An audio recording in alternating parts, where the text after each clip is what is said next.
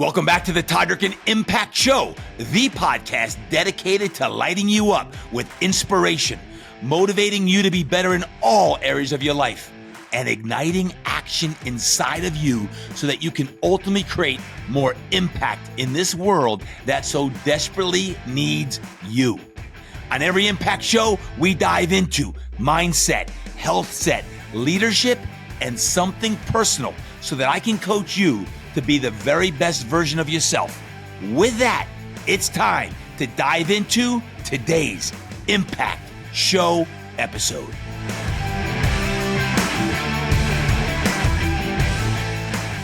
Welcome back to another episode of the Todd Durkin Impact Show. And you are in for a treat today. Let me tell you what, I feel like I say that every darn week, but today you really are in for a treat because you're going to be joined here in a moment by one of my best friends. His name is Martin Rooney. Martin Rooney, that's right. The Martin Rooney. And Martin and I have been pounding around for over 30 years. Imagine that. Over 30 years, we've been in the fitness, strength, and conditioning arena. And as a fellow speaker and author, Martin is always up to some exciting things, including he just released his latest book. And this book is different. This book is called Feud. It's an action thriller fiction novel. And I want to talk to him in a moment about that. But before I do that, we're going to talk a lot about life. We're going to talk about some wisdom. And I've got some mindset things I'm going to share today, as well as a little personal reflection at the end of it all today. So I want to say thank you all for listening in. This is going to be one heck of an episode. So strap up your engines, get ready to rock and roll. You may want to work out during this just to blow off some of the energy, because Martin and I have toyed with the idea of a little energy explosion, and you're going to get about an hour of that in today's show. If you have not heard of Martin Rooney, or you're not a strength and conditioning coach, here's a short background on Martin and some of the great things that he's doing. He's an internationally renowned fitness expert and combat sports specialist who has spent over 3 decades in the trenches of physical and mental warfare. With a Master of Health Science and a Bachelor of Physical Therapy from the Medical University of South Carolina, alongside a BA in Exercise Science from Furman University, Martin's journey has been anything but ordinary. He's going to talk about that on today's show as well. He's a former D1 javelin thrower, U.S. bobsledder, and a 2-time Guinness World Record holder. Martin's the creator of the Training for Warriors system, which has transformed lives around the globe. His expertise doesn't stop there. He's a judo black belt and a Brazilian jiu-jitsu brown belt who has trained UFC champions, Olympic medalists, and world champions in a number of different disciplines. He's also shared his hand fighting programs with the New York Giants, the New York Jets, the University of Notre Dame, and Davidson Football. I had to throw that one in there. Martin has presented Fortune 500 companies nationwide and visited elite military organizations like the Navy, the SEALs, and the Army Rangers. Now serving as the chancellor of Lionel University, Martin's penned 12 previous books, but Feud, Raising Cain is his first foray in the thriller action. He lives in North Carolina with his wife Amanda and his 4 beautiful daughters. As you might imagine, they put him through the paces every day, and I know that firsthand because this is one of my best friends, and I'm so excited for you today to tune in to my man Martin Rooney.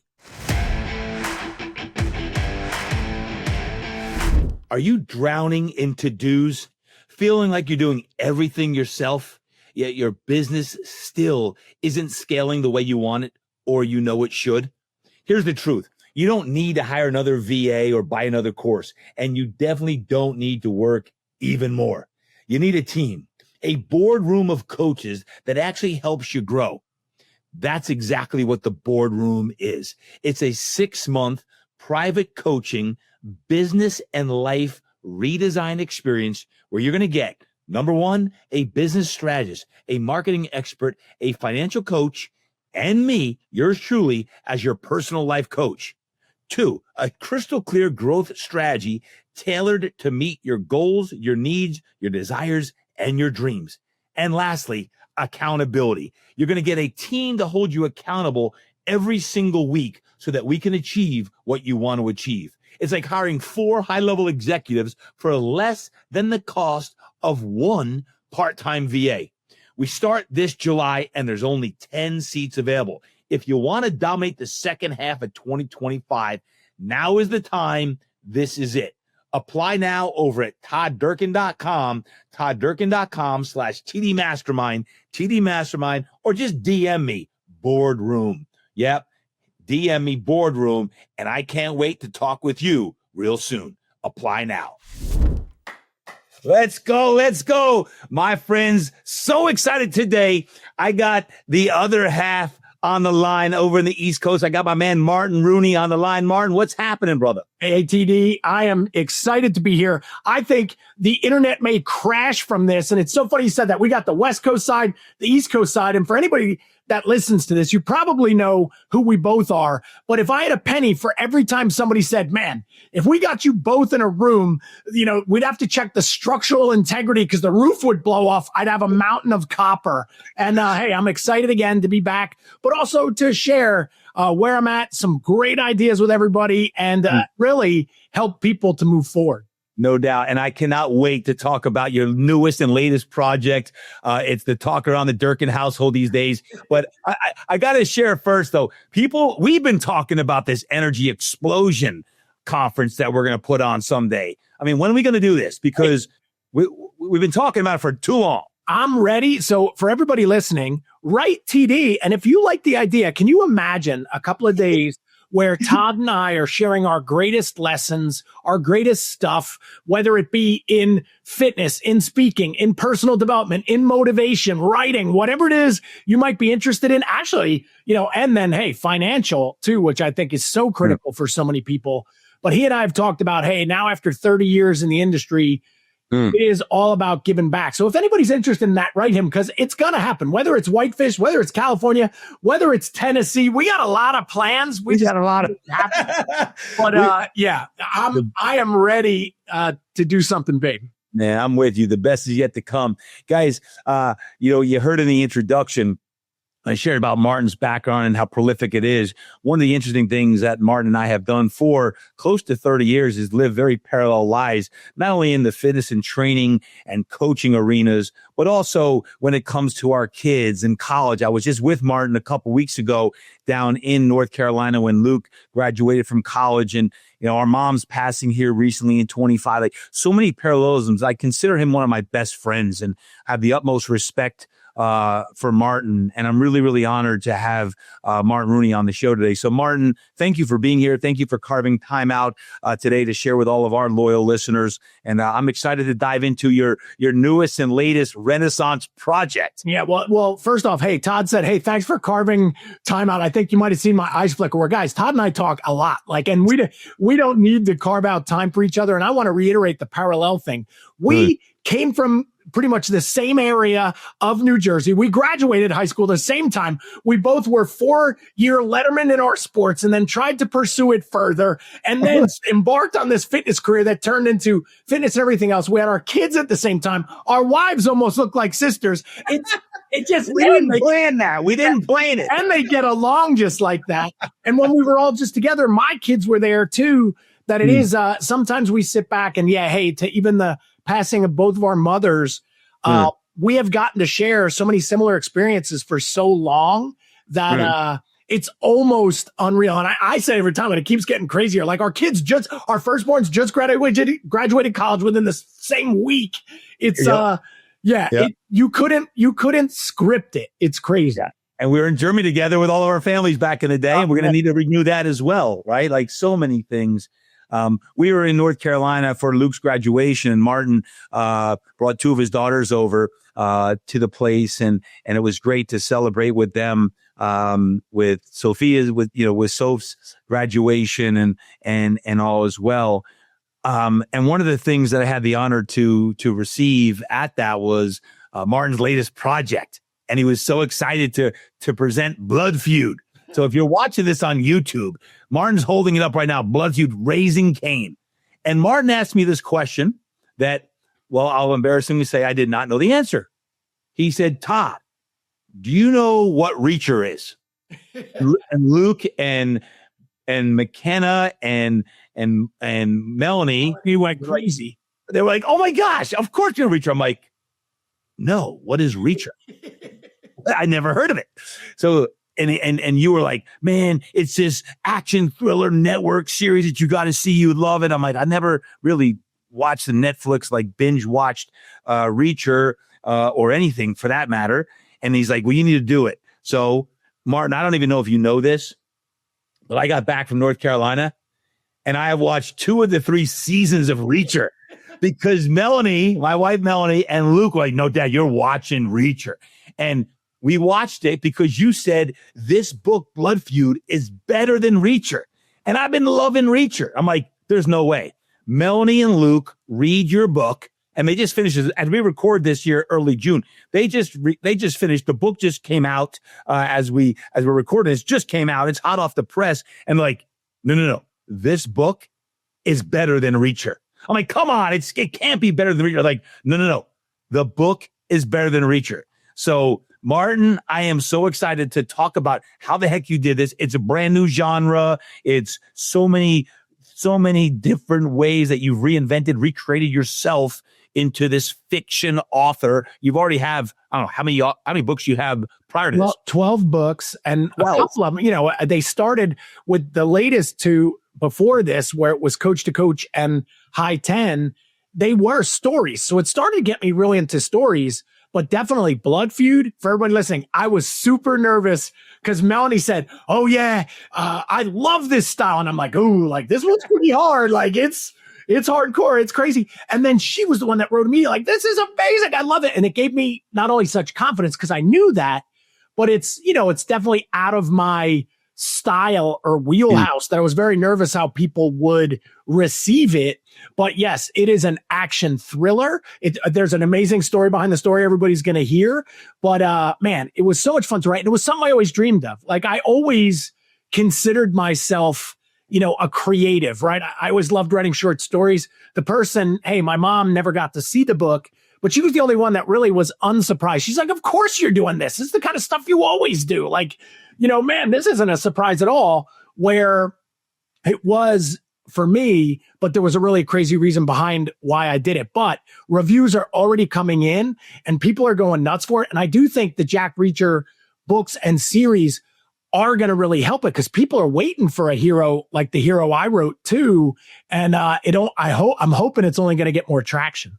Yeah. Well, let's talk about it because we could talk fitness training, sports performance coaching all day. And we've done that for a long time and we'll still continue to do it. But the purpose of today is to go in a different direction and to talk about your latest project because I'm intrigued. I'm enamored of how you did this and what you're doing. What is the story behind why you wrote Blood Fuel? What's the story behind it? So for everybody listening, if you don't know my background, and I'll give it fast, I was a track and field athlete in college. I went on to physical therapy school, and I was home for one weekend to see my grandmother in Toms River, right where Todd is from.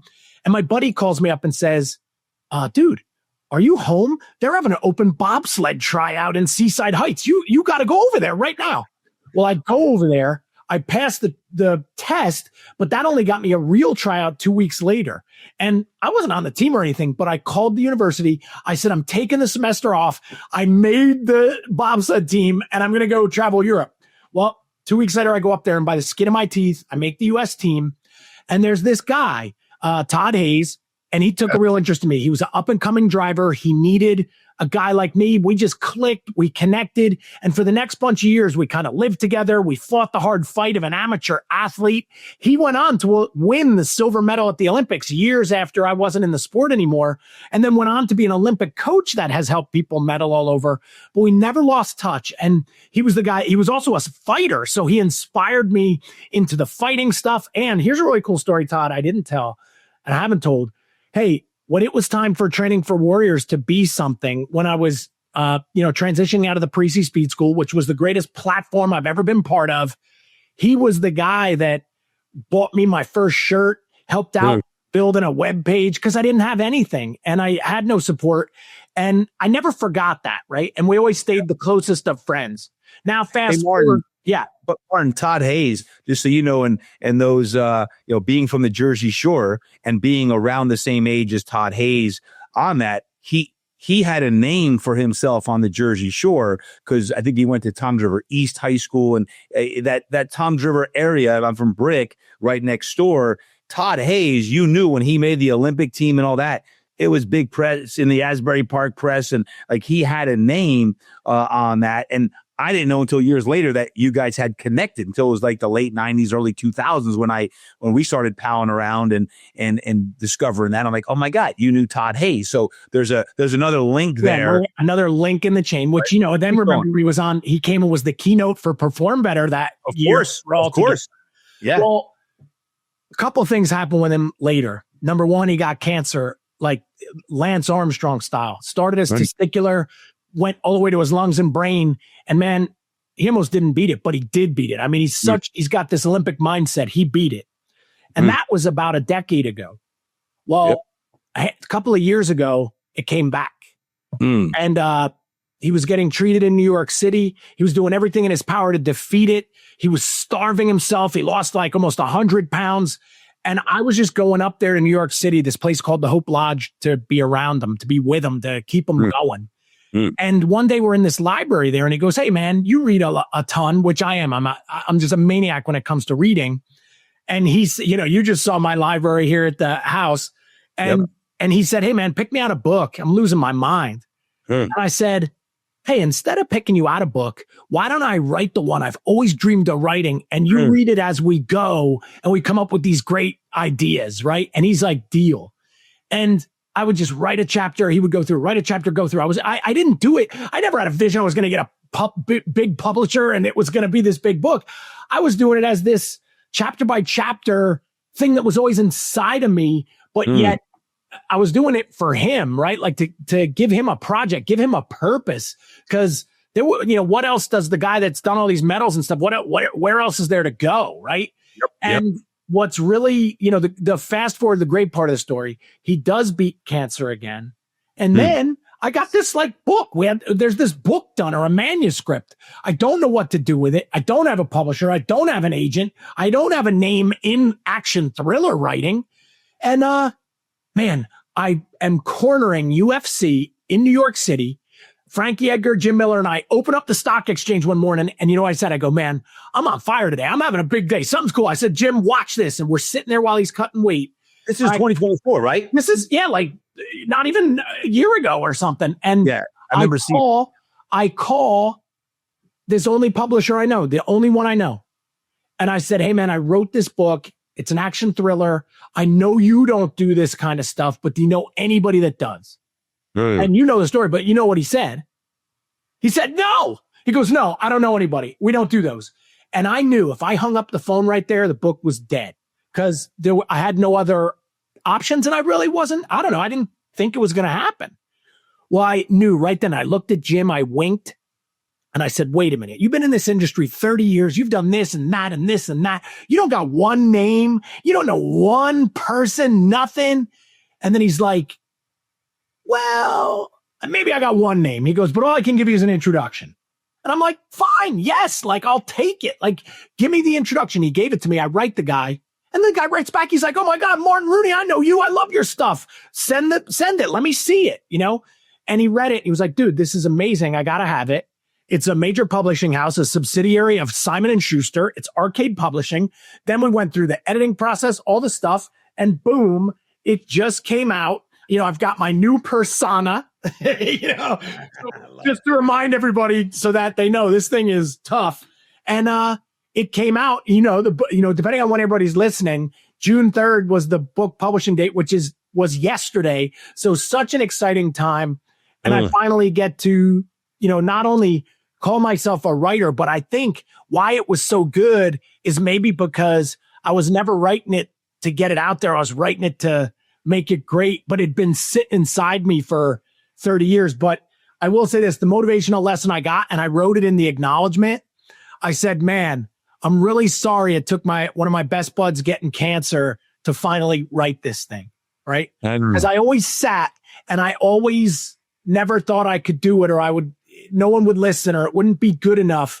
And I was always giving myself no's about it and not even getting one from somebody else. And here's what's crazy. When I finally did it and got it out there, I didn't get all the no's. I got yeses, which and it really worked out. Oh, and the great news for everybody listening, Todd beat cancer again. He is now the head coach of the Jamaican bobsled team, and the Olympics are this winter in Cortina d'Ampezzo, which right here on this poster right here, that is where I competed at the Junior World Championships in 1996. So I took that poster off the wall, and and my New Jersey style. You stole it right. I did. And there's another one up there. I took off the Japan wall from Pride too, and it's just so cool that it not only came full circle, but now this thing is going out there. But now it gets crazy because I'm super nervous. Like I said, like when I handed it to Melanie, I'm super nervous. Like not a lot of people had read it. You're kind of nervous. What are people going to think? But now, as the reviews are coming in and people love it, I'm getting more excited.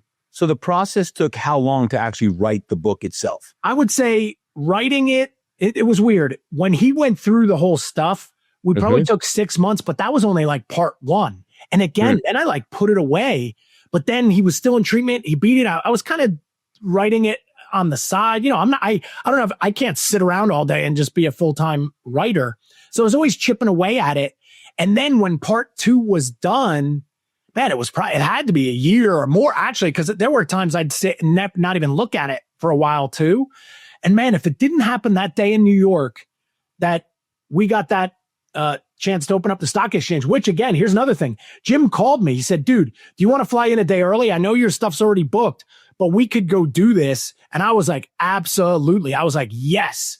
And, like we're talking about, there was a lot of yeses in this thing that made it happen. So if I don't go early and then we don't have that great day, I probably don't call the guy and then I don't get the deal. And if I don't push super hard, even when he said no till I got the yes, it never happens. So it was, it's pretty, there's some cosmic stuff of why it has come out, Yep. Well, congratulations. And for anyone that's listening in that, needs to read more fiction or likes fiction, I'm assuming go to Amazon's probably the best place, Martin. Amazon is the spot. You can't, it's Blood Feud, Martin Rooney. And again, if you like action thrillers, if you like, there are of course, authors. It's got a little techno to it because I'm a sciencey guy. So if you like Michael Crichton, of Jurassic Park fame, if you like David Baldacci and a lot of his stuff, if you do like the Lee Child and the Reacher stuff, man, guys, I got a real authentic, scary anti-hero for you that you're going to be rooting for, guaranteed. And Todd knows this. This is book one. I envision a 5-book series. So the whole goal is when you finish it, everybody keeps saying, because how I wrote it, they're all like, okay, now I got to see where it goes next. And that's what the Jack Reacher books, there's like 40 of those. Like that dude has written so many. Well, so it's that's what Melanie said. Yeah. Melanie finished this thing about a week ago and she said, she literally, I pictured her. She was at the table and she's like, are you kidding me? He's going to leave me like this? And then you left her on a cliffhanger. And she's like, all right, when's book 2 coming out? Everybody has said that. Yeah. So how does that work? Have you already written book 2 or are you writing book 2? In the year that then we were going through the editing, not only did I have the bones to it, nor do I have, so I've got a really rough draft of 2, but here's how it works. In a series, you got to set, I got to prove I can sell enough. And if I do, they've already told me, then we're doing the next one. And then I think it'll only go faster because now we know the process and how to do it, which there's a lot of lessons in there too for everybody listening. Like, man, when you hand in a manuscript to a big time place and they're professional, you'll love this line, TD. You got to be able to be ready for the red pen is the saying as a writer. They say, you got to be ready for the red pen. And what the red pen is then some super geniuses read this thing super fast and then they get it back to you and there's more red than black on it. They rip apart your grammar. They show you all your spelling errors. They say this isn't good or fix this or change that.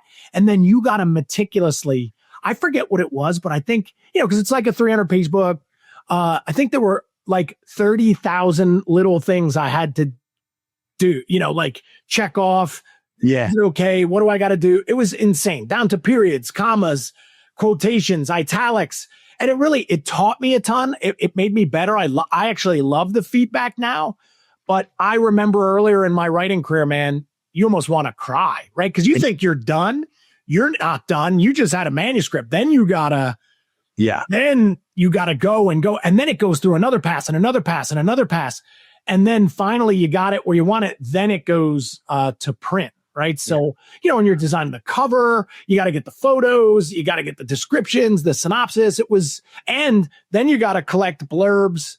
And, obviously say for the back cover, you got to get, best-selling authors that'll read it, that'll maybe say if they like it. It's a journey. So my hat is tipped to anybody that does a book like this, because you got to jump through so many hoops to even ever make it happen, from all the rejections and the no's you're going to get to eventually having it in your hands. It's a labor, right? Martin, sure. Let me ask you a couple questions that I'm curious about personally, because I don't read fiction. And Melanie's like, you need to read this book. You need to read fiction more. I'm like, why? Why? Like, if someone like me, and even like you, who grew up reading a lot of nonfiction books. I read a lot of personal growth and self-development books, and I love them. Why should someone read fiction? What would be a good reason why? Yeah. Well, here's what I would say. And my family, and this is an interesting background. I am a culmination of all of my family. So my mother's father, you ready for this? I don't know if I told you this. My mother's father was the editor of the Ocean County Sun. So he was the head editor of the Ocean County Sun. Did not know that. My grandfather, he died before I was born, so I never knew him. Right. My other grandfather was fluent in Latin, Greek, but he was from Ireland, but he was a teacher and was just this avid reader and writer. Right. My mom was a teacher. It's just, there was all these things. And my dad's sister was a big time published author too, wrote all these books. So it was kind of like, the writing thing was in the blood, but we were always big readers. Now listen to this. This is big. Stephen King, one of his most famous lines, you want to be a great writer, you got to be a great reader. Now, you saw my library. I am a maniac. I have thousands of books on the shelves and so many different genres. Of course, have I read a ton of nonfiction? Without a doubt. I am a junkie for it.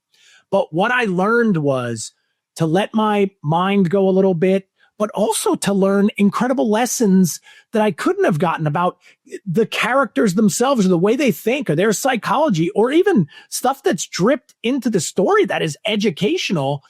Those make you better too.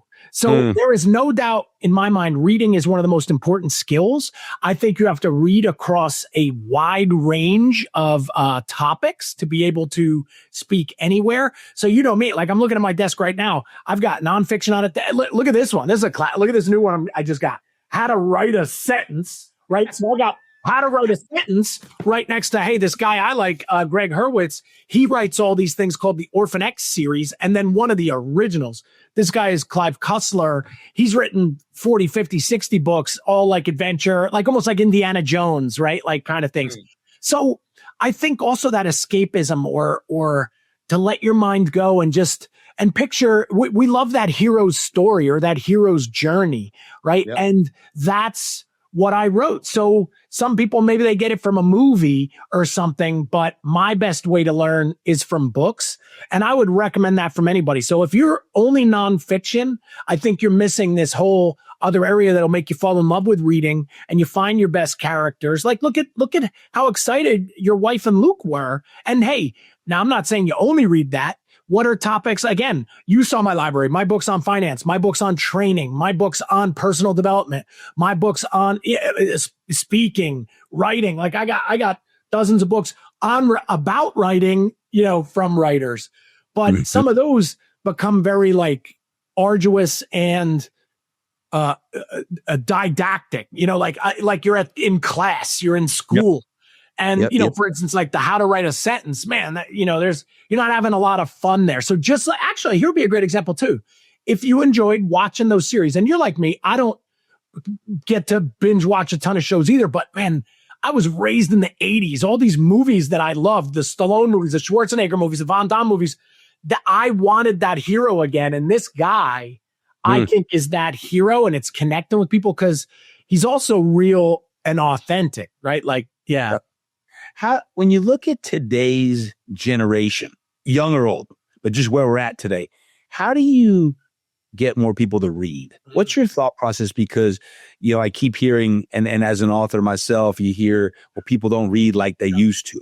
Yeah. What's either A, what do you do? Or B, how was this book written, Blood Feud, so that it would hook people sooner to look at where people are at today? Because now everything is in a 15-second story on Instagram or on social media to actually get I was impressed with Luke and how he sat down and just, he was voracious on this. But most people aren't reading, I believe, at least the younger generation, at the level we did when we were younger, because there wasn't social media and everything else. Well, I guess my question is, what's your answer to this, or what's your thought process around this? Well, here's what I would say.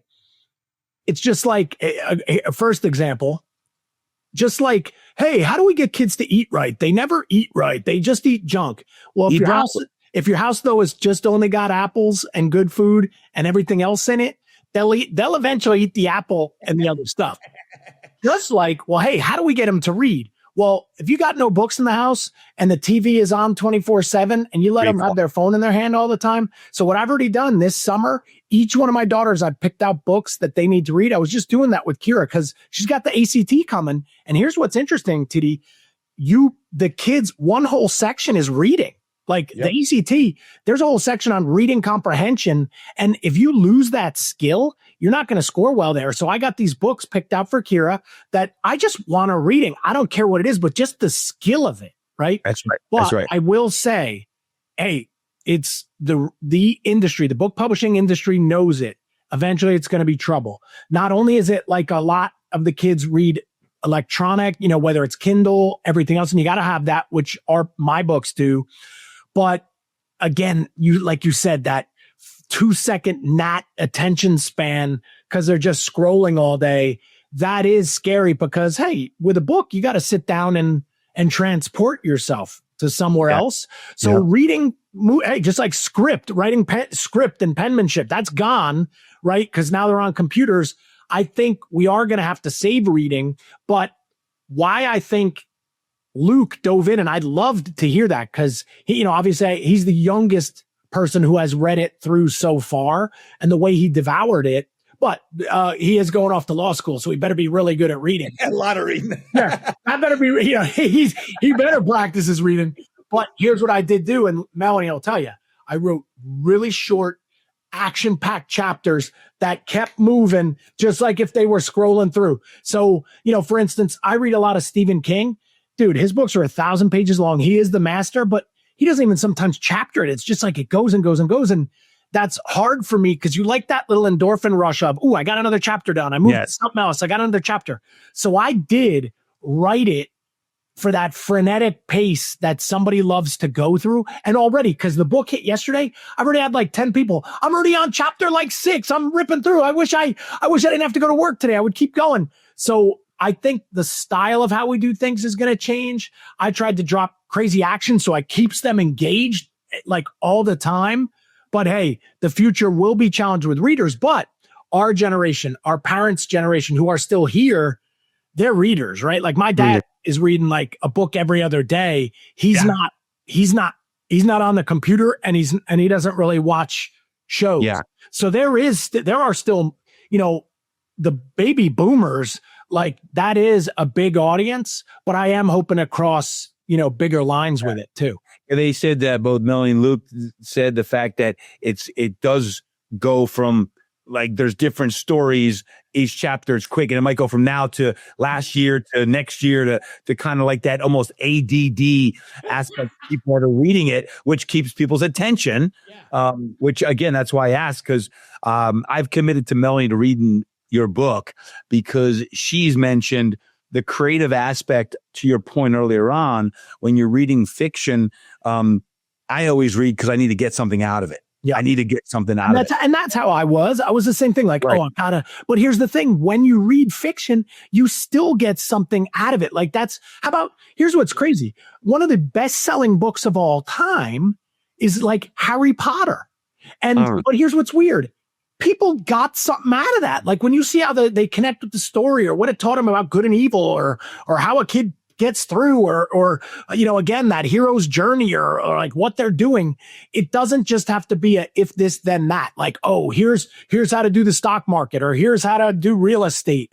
It's almost, there are these ideas because you got the brain trust of these authors. So think about it. Like my 50 something years of all these different experiences I had get dripped in there because I can only write what I know. And yet you take them for a ride too, for amusement. But that is an interesting question because for a while I was the same way. And then I almost really love, here's what's interesting too, though. I read fiction now too, to see how they write it, to see their process. Ooh, I see how Stephen King did that there. I see how he tells a story, but then, I see how Baldacci tells a story. I see how Chuck Palahniuk tells a story. I have all these different favorite authors and they're all so different. It's like their own fingerprint, Yep. And, absolutely. And you see how they're doing it. So in a weird way, because I consider myself now a writer too, there's this other layer I'm looking at besides just where it's taken me to how do they write, so. And why did you write this? Like, I understand because of Todd Hayes and all, but was there a deeper play of like, okay, I've written umpteen nonfiction and I just need to challenge myself in a different genre? Or was it, hey, I can write 4 or 5 and we turn this into a Netflix series? And I'm serious. Yeah. Like, is there at certain? I would say, here's what I would say: all of the above and more. So here would be the and more. My dad, and you know him, guys. My dad used to go some of the places with me and Todd, and we would all hang out. Maryland, and we were just all talking on the phone the other day, and he reads that style more than anything. So he doesn't read nonfiction; he's reading fiction. I wanted to put one in his hands that was mine that stood up to the rest. So because we have the same name, so we would see the name on it. But here's another big one too. I was getting tired when I would read at all these other people. When I was growing up, again, back to the 80s, when you would watch a Schwarzenegger movie, you want to be that guy. When you watch a Stallone movie, you want to be that guy. There was nothing coming out that I want to be that guy anymore. Like I feel this new generation of kids, Luke's generation, they're missing who's like somebody he wants to be, who's making him tough. Like all those movies I mentioned, we're pieces of all those things because we watched them so much. No doubt. And today there aren't that. It's soft. And I wanted to give him a tough 80s hero guy again for this generation. And so that was a big part of it too. Like I felt like, hey, this guy is not soft and this guy pulls no punches. And I think the world could use a guy like that again. And this guy's Lee Cain. Yeah. And this is Lee Cain. Hey, for lack of a better term, this guy is a badass. For everybody listening, this guy is an anti-hero. Some things are going to confuse you about him. You're going to want to be him, but there'll be things he does that you'll probably hold back. And that's what draws you in. These are all from, and so again, these are experiences from people that I've met and things that hit me. I think that's what a writer does. So you see how, like, what can I learn? You're going to kind of pull in and out like, man, I know a guy like this, or this happened to me, or, oh, there's things I want to do, but I won't. That's what I mean is there's always lessons in the stuff that you're reading. But I wanted to write a really conflicted hero that doesn't want to be a hero, but gets pulled into it in a much bigger story that, it's got a little science techno thriller to it too. So so it was a lot of fun to do it. But yeah, like at the end of the day, I'm a creative, right? Like you saw, I like carving, I like painting, I like writing. And I wanted to see if I could play in this space and put something out there that stood up with the other stuff. Yeah. And I know I'm new, I'm green. I am not Stephen King, not yet, or these other guys. But man, I think for my debut, for a major publishing house to say right off the rip, man, I love it. And like the way you write and what you do, that was a big compliment, right? Like, I think like on the back right here, this is a guy, author I met. I didn't know him. And he's an Edgar Award winner, which is a big thing if you don't know what that means. And I've read his stuff. I love it. His name is Eli Cranor. And man, he wrote Martin Rooney can flat out write. He said razor sharp prose, electrifying pacing, and a deep knowledge of what it takes to survive. Like, so that was super high praise because I didn't, that's not like my buddy and he's writing that. That's somebody I didn't know that is a writer in residence at a university. So when I start to hear things like that, but then like Melanie loving it, now I'm getting less scared, so, but that's one to talk about too is, hey man, but feedback is going to come in. Somebody's going to not like it, rip it. And you got to be ready to deal with that. I think that's something we all deal with, right? Like when you've had stuff come out, I think it could get 1,000 great reviews and one guy hates it and it'll drive you insane. And yeah, of course, I haven't cracked the code on how to get over that, but I'm getting better. Yeah. So what's the litmus test of when hey, there's going to be a number 2? Is this a 6-month process? Is it 3 months? I would say there's never a limit on I don't think the way it's been explained to me on time, it's all about sales, right? So think about it. A publishing house is running a business, and I get that. They put money in to create this book, to print this book, to do all the work. Think of it as if we were running this business. We're running it. Hey, we took a shot on this guy. Now there's all this investment that has to go in. Now this stuff is produced. Now the things are shipped. Hey, he's got it. And as a business, I don't know what their exact numbers are, but they got to make their money back and a whole lot more so that they feel confident. Let's do this again. So this first one, hey, this is your shot. But if you don't, for instance, if I sell none, there is no book there is no book 2. Now I know I've already sold some, but I don't know the exact number because it'll get ordered internationally because a lot of my TFWs have ordered. A lot of other people hopefully will get it. But what I have heard is if you move a few thousand, you start getting into the 1,000 copies, they're doing book 2. Just like, remember, I did Coach to Coach, which is one of my favorites that I ever wrote. And that thing sold, I think we're coming up on 20,000 copies. They did book 2, right? So remember, High 10 was book 2 in that series. If it's going, they want more, right? Of course. So of course. It's just, so my whole magic thing is I want to prove to them I can move books, and I want to prove to them I'm going to get out there and really get people excited about reading and excited about the Blood Feud book. And I'm hoping if I show them that, but with the help of all you listeners, every book you get is helping me, one, if you want book 2, like Melanie, yeah, we'll start a campaign. Help Melanie get to read book 2. You're like, help Melanie read book 2. Don't do this to Luke. Come on, Luke needs to. We'll definitely check it out, guys, on Amazon. Blood Feud by Martin Rooney.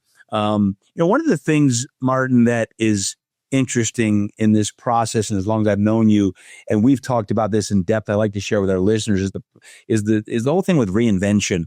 And you have reinvented yourself throughout your career, from, you mentioned earlier, from Parisi's and into everything you're doing with TFW and speaking and writing and authoring, all the things that we've paralleled a lot on. But now the action thriller, obviously, what's the secret, do you believe, in the reinvention, in this whole thing that I find a lot of my listeners, a lot of people that I work with are in reinvention mode, but maybe there's some things that are holding them back from actually fully reinventing and putting the book out. You got a great idea, but you wrote it and it's out, or you've got an idea and you do it. What's the secret, do you believe, to reinvention? And it's funny you say that too, because at first I think like, oh, reinvent, I didn't reinvent. And then for everybody hearing the story, hey, when I was in college, I was a student, and an athlete, and that was my identity. Then I became a physical therapist. That was my identity. Then I didn't love that, for lack of a better word. I wanted to make a bigger impact, right? And I was passionate about sport and fitness, not as much therapy. So I started going to courses on the weekends, just on my own dime.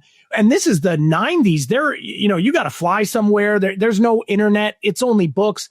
And that's how I met Bill Parisi on a plane. We were flying to Tyler, Texas. And by the end of the trip, I was like, I'm leaving therapy. I'm working with this guy. Like, this is what I want to do. Then I was the speed guy.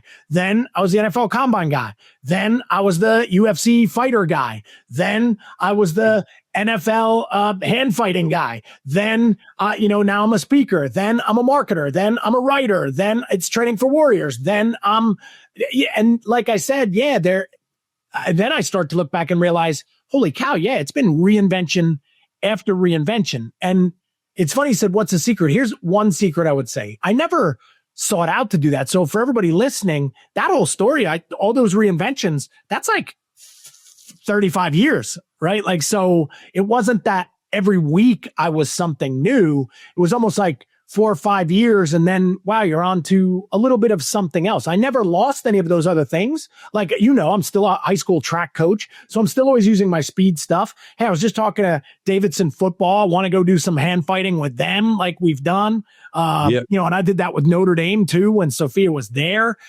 So there's still, you're always those things you were, but I think it's you get a new passion. So the word that I think would really stick out, watch, you'll like this. Here's a triple. You ready? Passion, impact, action. So watch. Every time I started to realize that I have a knot in my gut because I had this passion about this thing and I wasn't doing it. You know what I mean? So it'd be like, man, I'm really passionate about sports and fitness and speed. And I'm sitting here trying to help a lady that's 80 years old and her back hurts. And I just remember sitting there one day and being like, I don't know if I can't make this lady's back not hurt. But man, I'm seeing all the sports stuff and I want to do that. I'm so much more passionate about that. And I know I can make a bigger impact there, right? If I use that passion. But what did I have to do? I had to take action on that, right? Like I had to take some action on that passion that I wanted to make more impact with. And each time there was that reinvention, it was only because I took the action. So look what happened. My buddy, now fast forward to the writing one, my buddy said, hey, give me a book to read. I said, no, I want to write it because I was passionate about writing. But now, and I knew I could maybe make a bigger impact in this field. But then what do you got to do, man? Hey, you got to get your butt in a chair and start writing. And that's the part that stops people. I guarantee everybody listening right now has something they're passionate about that they know they can make a big impact with, but they're not taking the action to make that happen. Right. So action, that tells me is the most important ingredient, right? Like do something, like start going on something and something will happen. Where I always think about, can you imagine, I don't take the action of, I always say, I wrote it in the back of the book. Watch this, listen to this. This brings it full circle because I shouted Bill out. To Bill Parisi, the wizard of all things speed. I can't imagine where I'd be if I didn't take that flight to Tyler, Texas. Right? Like, and it's just, do you see how your life becomes this series of all these little actions you take on the thing you're passionate about. And then you share more of that passion and then you do make a greater impact. Right. And look at you and me. Like that's what we did, right? Like we were always taking these actions maybe somebody else didn't take about the thing we were passionate about. And then look at it written on your shirt and hat. Like, and then we made more impact, which I really do believe at the end of your life, that's going to be how you got measured. Like, who did you influence? Like, who did you affect? Like, how many, right? And here's what's interesting, TD. When I say this book, Coach to Coach, people love it. Hey, you just heard it sold a lot of copies, but that's a small ocean, right? This book, like, there's tens of millions of readers. They're voracious for this style that love this stuff. I realized, wow, I could make a way bigger impact with my writing if I tried something like this, right? Because I felt like I had the skill to do it. So that reinvention, if you noticed, was always like leading to something bigger, right? Yeah. Like that I could have still been a PT. It would have been 30 years later. I could still be a PT. I would have helped people, but I wouldn't have helped as many people as that have been to my seminars, or I wouldn't have helped as many people that have been to all the TFWs, or I wouldn't have helped all the people that have, used the Parisi system and Parisi school and the million kids. There's so many, do you see how each one was bigger? Sure. You know what's interesting about reinvention, I believe that people get stuck on and they can't get through the hump is it's almost like an identity thing because we get caught up as the older we get in our identity and our security of who we are. And we're almost afraid to leave that because let's say, well, you're a great example as well. Like you've achieved a certain level of success within the fitness and sports training industry. You can just always hang your hat on that. Nothing wrong with it. But I think when you actually go deep on yourself and you say, when you look at like literally self-fulfillment and going into your deepest potential, what's that next step? A lot of times you never make take the action to take that step because of you're going into an area where you're a white belt again and you're a black belt, right? Like, so it's like, wait, I'm going back to that white belt mentality of carving and all the tree carvings that you did and trunks that you did. And then into right here with the fiction writing and all. So I think sometimes it's our own identity that can get in the way. And I think that takes a really deep introspection and people around you that can help you get through that to ultimately live the life that, hey, I've got 2 or 3 or 4 more iterations left, because who knows where this is going. Yep. I mean, you can 3 years, 4 years, 5 years, you might be, I'm going to produce these movies. Like, who knows? It's here's the best thing I could tell you, right? Because I was talking to my cousin about it. I was telling you about my cousin who's super cool down at the Jersey Shore. And we were just discussing an idea like this. And here is the advice, because we were talking about what advice would we give ourselves 30 years ago, right? When we were making these transitions. And I'm going to tell you exactly. One thing you were just describing, and for everybody listening, if you've got this passion and you know what you want to do, but you're not doing it because you're afraid of your identity, listen to that word, afraid. There's fear. There's always fear, right? The fear can stop you. But watch this. And this is what I wish I would have told myself earlier. And I probably would have made changes faster on every single thing, right? Because every one of those identities was terrifying to make the leap. Absolutely. Watch this. But are you ready for this? You're going to love it. Because this sentence can change everybody's life. This sentence will be the most valuable thing you leave this call with, right? And an order of blood for you. So here it is. Are you ready? This is what I would have said to myself. What's the worst that can happen if you go for it? Mm-hmm. Like, what are you afraid of? So if I would have left therapy for paresis earlier, the worst thing that could happen is it wouldn't have worked out and I go back to being a therapist, right? That was like the worst that could happen. Or it would have been like, hey, what's the worst thing that could happen if I ask this publisher, does he want to publish this book? The worst thing that can happen is he says no. Okay. And then I'll figure it out, or I'll go ask somebody else. But it's almost like that fear. Hey, when I was making that call, I was scared. I get it. I was like nervous. It was like calling up your first girlfriend when you're little. Like, I'm all scared. I have this thing. What do you think? And it's just kind of so everybody listening, what are you so afraid of? Like, what's the worst that can happen? And once you really see, well, the worst that could happen is it doesn't work out. And I go back to that. Right? Like the combine stuff. If it didn't work out, I still would have been a speed guy. The fighting stuff. If it didn't work out, I'd be the combine guy. Training for warriors. If it didn't work out, I would have kept going. Right. But it was so terrifying that, maybe I am the result of all the steps I took, even when I was afraid. Right. So if you've ever heard that one, courage is not the absence of fear. It's taking action in spite of it. Right. Like it's still moving forward, even when you are. And there was a whole, so everybody sees those transitions. There was a whole lot of that because, the more kids that I had, the more responsibility I had. It was terrifying to move from New Jersey to North Carolina. That was terrifying, right? Like I was really scared. But now looking back, and my story, it was the smartest move ever, because now that house and everything else that we did that I told you about, it's like now I look like a genius. But at that time, man, I was a wreck. Yep.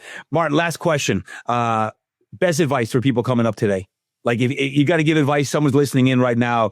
I don't care if they're 20 or if they're 50 or they're 83. What's the best advice that you could give people coming up these days? Man, well, I will build it because I think we already hinted at that a little bit. I will build it off of that word passion. Here's the challenge I had for everybody.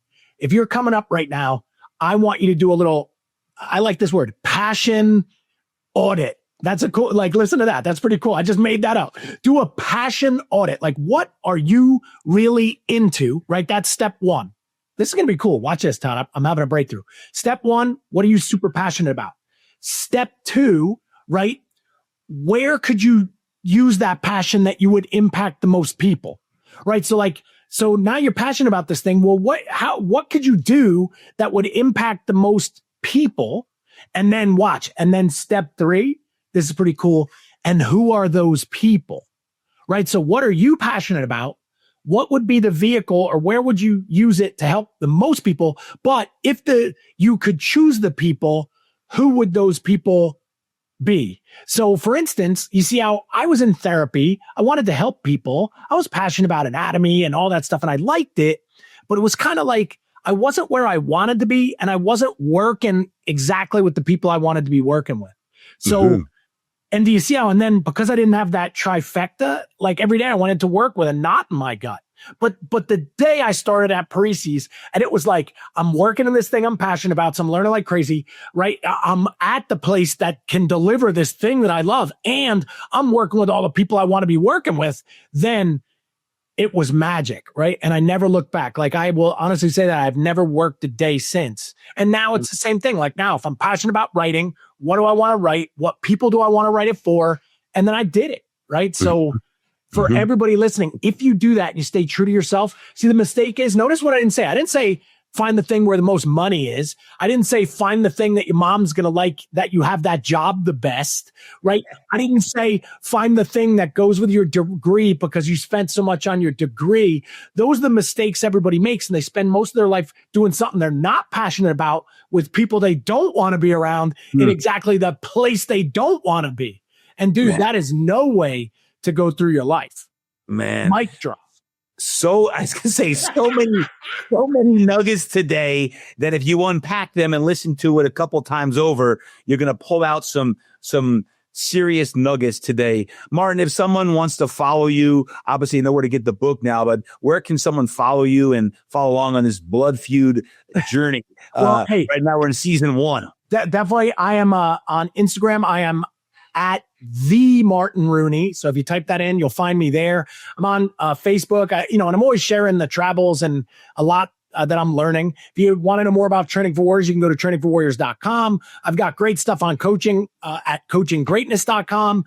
And then if you, and if you guys are on LinkedIn, you'll find me there or something like that too. But always trying to share the story, but definitely the message today for the new reinvention. Hey, check out Blood Feud. And here's what I'll say. Watch this. So we'll do this, Todd. Here's a test. Are you ready? I just did a new thing. So we're going to test the audience, see who listened. I made, look at this. First time I'm ever showing it. This is called a book plate. So see where it says fighting solves everything. And then this area where I can sign it. Here's the deal I'm going to make with anybody. It's only on here. If you buy the book on Amazon and you email me the receipt at mrooney@trainingforwarriors.com. If you buy it and email me the receipt, I will sign this, and it's a sticker. And the sticker, then what you do, it's really cool, is you put the sticker with my signature as the book plate inside the book. And then it's like I signed your copy for you, right? So this was an idea, as somebody told me, and I was like, oh, I love that idea. So I designed these stickers. I did the thing, and I have not sent any out yet. So because nobody knows. You need to start sending them out. Get the darn book. Need a test. So if anybody orders it, and then, hey, I'll mail it out to you, which I think is, you'll get that in the mail with the signature, and then you slap that in the book, and you got a signed copy. But it would really, hey, help me out too. But if you like action, thriller, or fiction, I'm telling you, you're going to love this book. Well, I always find when someone writes a book, whether it's fiction or nonfiction, you certainly sacrifice many, many months, if not years of your life, putting everything into let's just call it a $30 project or so. And it's like one of the best investments one can make in their own life is reading a book, whether it's fiction or nonfiction.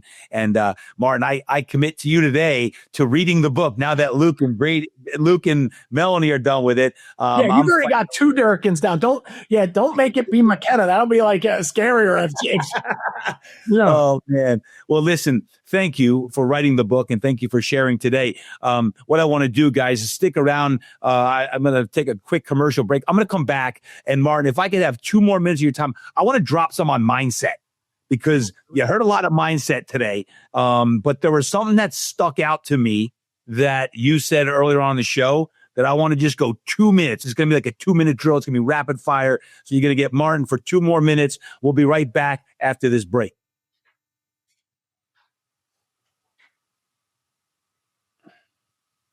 All right, we're back with Martin Rooney. Martin, we're talking about something that you said earlier on the podcast about saying yes more often and how yes has consistently led to great things in your life. Talk more about that philosophy of saying yes more often and what it can do for one's life. Absolutely. Well, one thing that I've heard, and this should stick with everybody listening, I've heard yes is one of the most powerful words in the world because when you say yes, it releases the fear. When you say yes, you take on responsibility. When you say yes, listen carefully, it gives you permission to make that move. And if everybody was listening to the podcast, I believe your life is a culmination of all the yeses that you said yes to, the opportunities that drop in your lap every day. So there are opportunities every day. But here's what's interesting.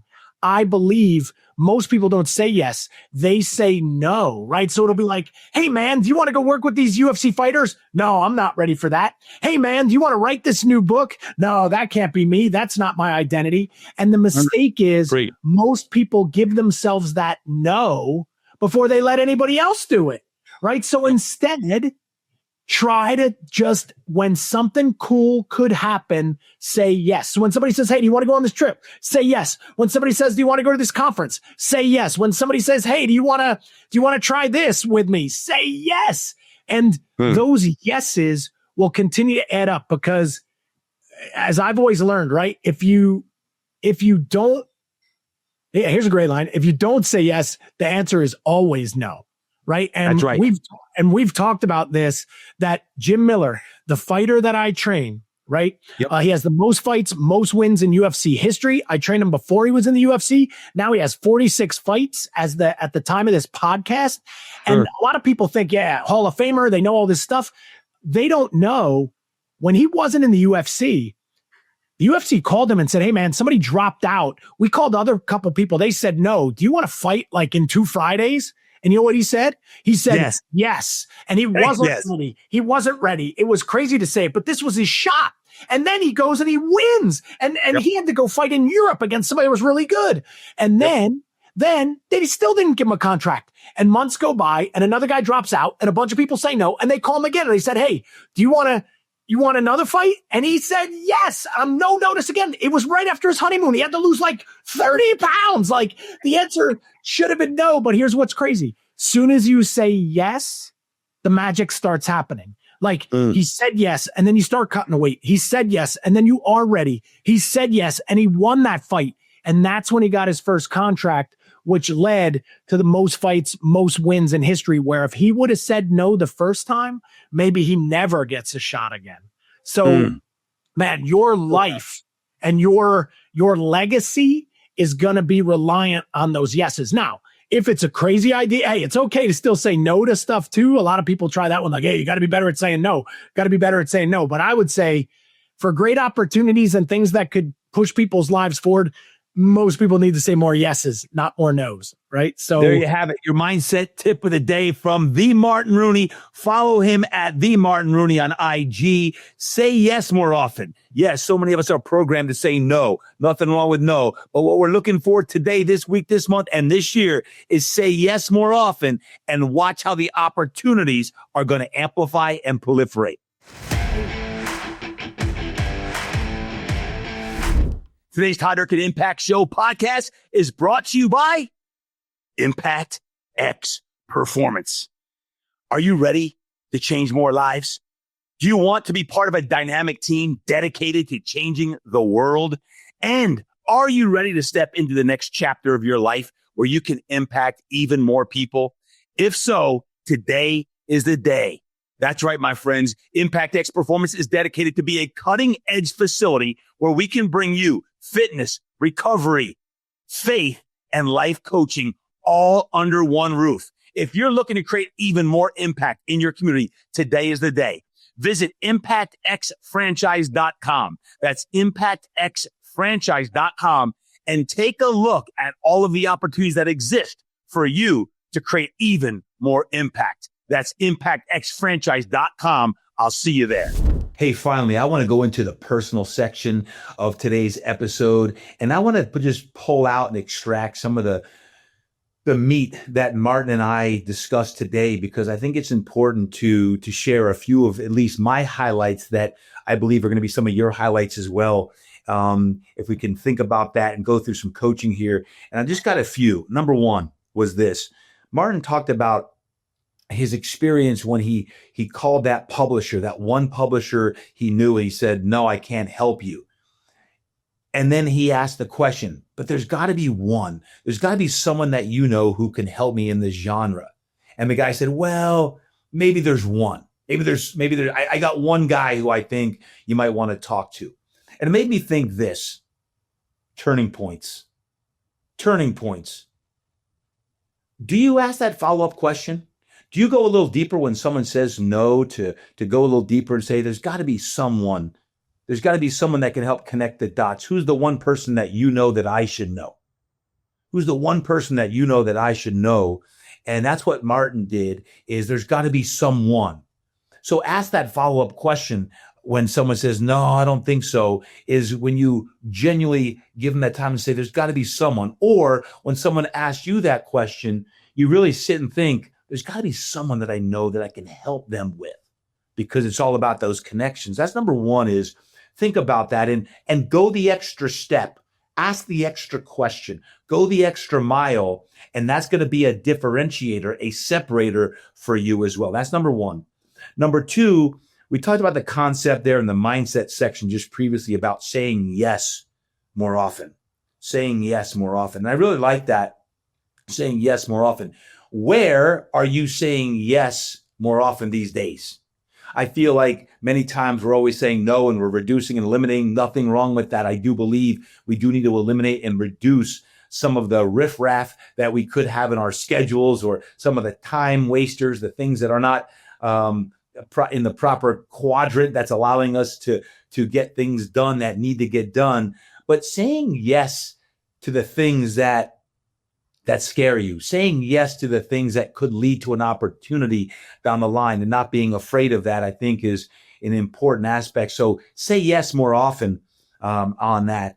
And then Martin also talked about this. Be ready for the red pen. And I like that. I pull that out because it's personal for me, being ready for the red pen. Because what does that mean? Be ready to be exposed. Be ready to show that you're not perfect. Be ready to show that you've got some scars on you, that you've got some things that aren't right with you. Because how many times have I said on this show is that everyone's got something. Everyone's got something, right? Last I checked, we all got something. We're all battling to get better every day. And this is personal for me because, man, like in the quest for each and every one of us to live our God's purpose for us. And as you go deeper, be ready for the red pen. Let's not be afraid to be criticized, or to be ridiculed, or to be edited of some of the things that we must do. And I really like that. There's, in Martin's case here, he talked about be ready for the red pen as a literal sense. They were going to red pen it, but maybe you're in a figurative sense of maybe there are some things that you're going to need a course correct or edit. Good, do it. And what is it? And number 4, along the lines of, we talked about in the mindset section about saying yes more often, like what's the worst thing that can happen? And Martin talked about fear. And my mind went to fear, yes, but fear of what? Is it fear of success, or is it fear of failing? Because I believe that both success and failure can motivate us. And what I want to specifically say here in this personal section is, don't be afraid to fail. Don't be afraid to fail. You hear it over and over again, but so many times when identities get cemented in success, when our identities get cemented in success, then we're afraid to fail because what if? What if they know that I'm not perfect? What if they know I'm not as successful as they think I am? What if? What if? Don't be afraid to fail, because as we were discussing and talking about, those failures ultimately lead us to the successes that we so desire and that we're so deserving of. I want to make sure today in this personal section that you know in your mind and you recite is, don't be afraid to fail. Forward, fail forward, and fail forward and make those mistakes. That's okay. Get up and keep going. And you're ultimately going to end up exactly where you're supposed to be based on those lessons, based on those experiences. So my final question to you, my final coaching question to you is, what's next? What's next for you? What's next? This was all been about what's next because for Martin Rooney, he wrote a book called Feud, right? And the Feud is everything that he's doing to reinvent himself. Good, reinvent if that is the case for you. But what's next for you in your own journey, in your own steps of what you're doing? I wanted today's episode, I told you in the very, very beginning, here at the very, very end, to buckle up your bootstraps, that we're going deep and you're going to be on fire. You're going to have more energy, more motivation, more passion, all of these things. Fantastic. But ultimately, you got to decide of what's next. What's next for you? What are you going to step into? And maybe it is as an author, fiction or nonfiction. Maybe it is as a speaker, and you're going to speak more in your local community or in your jurisdiction, in your province, in your state, in your country. You're going to speak online, in a podcast, whatever it's going to be. As a coach, as a trainer, as an attorney, as a financial advisor, as a mom or a dad, what are you going to step into? For me personally, when I think about that and I share over the last 5+ years on the Impact Show, and here we are over 430 something episodes deep, and I'm like, man, what's next for you? We are a constant evolution of our best self. And I want to implore you today, encourage you, emphatically state, as you recite after me, don't be afraid to fail. Step into the next iteration, the next best version of you. Show up in the room and be where you're supposed to be, and keep showing up and not being afraid of what's next. So my friend, that is a wrap. That's a wrap from today. And I had an absolute blast hanging with you for this last hour plus, going deep, saying yes more often, looking and thinking about how can I use the lessons learned today from the episode so that ultimately you can step into the best version of you.